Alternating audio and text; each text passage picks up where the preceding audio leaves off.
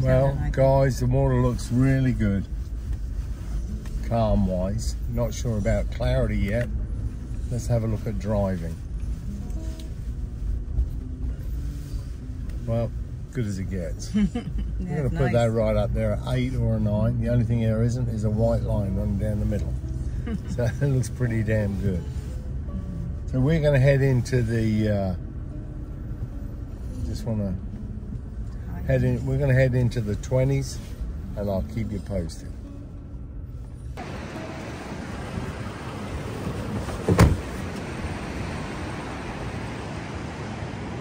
Got a panga washed up here, rightly a drug boat.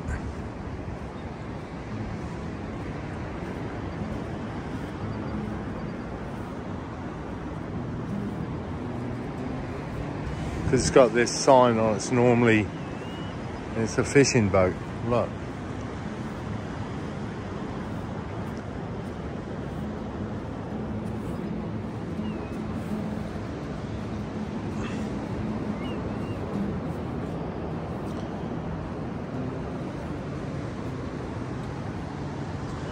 These are amazingly seaworthy boats.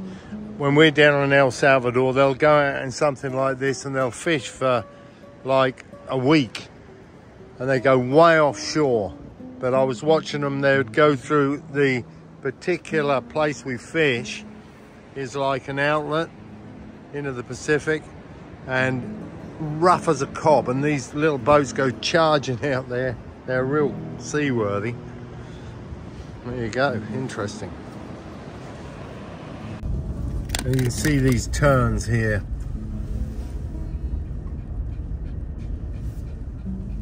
All gathering up. The type of birds change with the season as well, and that almost predicts the fish. What we're not seeing, what we normally see this time of year, is big groups of cormorant. We haven't seen them yet, which is strange. Yeah, but the cormorant are out here. They're just not in the big groups. They're like the groups we sometimes see, you know, several hundred of them gathered on the beach. But I do have a funny story about a cormorant. Okay.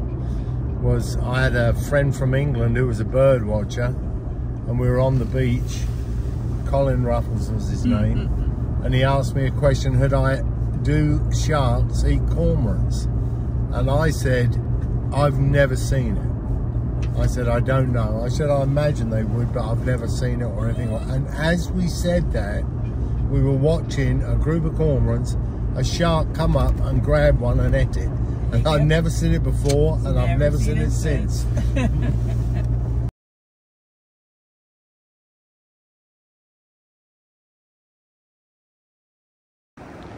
Now, a few days ago when the water temperature was lower, it got well in the low 50s.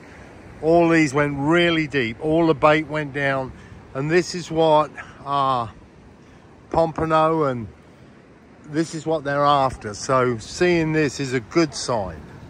So I'm glad they're back up. Now, you're not allowed to use a pump here to pull these out. They're protected on the national seashore. But as a fisherman, I like seeing just these mounds. Makes me feel we're in. As you can see, we're fishing this nice sort of point. It allows me to reach out to that furthest bar, which has got a break in. Brenda will be working this first gut. I'm going to try and work out over them bars. I'm going to get all my rods set up with fish gum on them, and then we'll start working this area and seeing what's going on. Water clarity's about, I don't know, I'm going to put that at about a 6. It's not really as clear as I'd like it, but it's not too bad. And no signs of weed at the moment. Why did we stop here? Let me show you. Okay, you see that gut there? Blocks off just there. Comes through just in front of my truck. And it blocks off on that second bar out there as well. So it should be like a really good spot for picking up drum at least. Very little tidal movement, but it's good.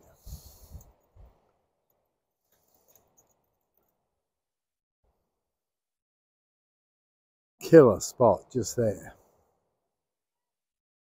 What's up, Nick?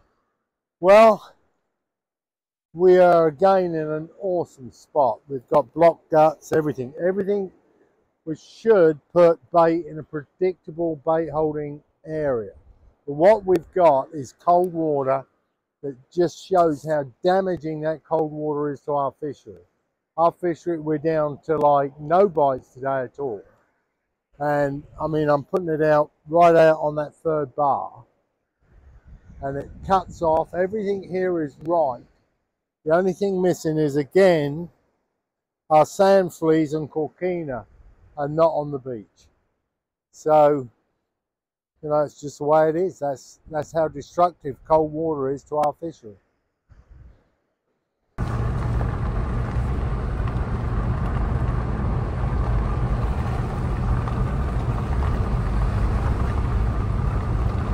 Abby's looking ahead, reading the beach.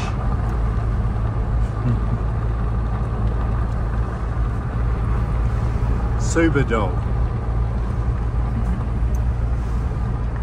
Okay, so here we are coming into the North Sticks. Real popular area to fish this. Water clarity looks great here as well.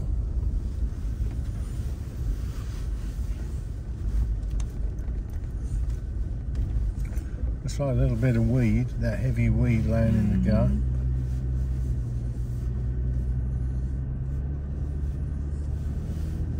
Driving's still awesome.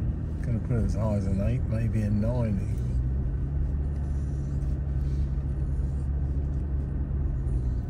So you got fish or weed? Don't know.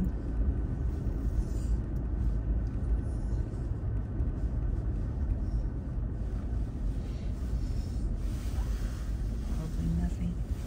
No, maybe something. Maybe they're starting to bite. Almost 10:30. Just kiddos.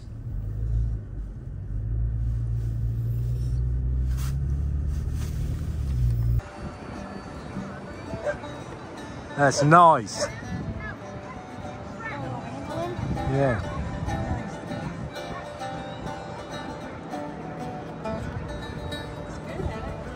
You got that down.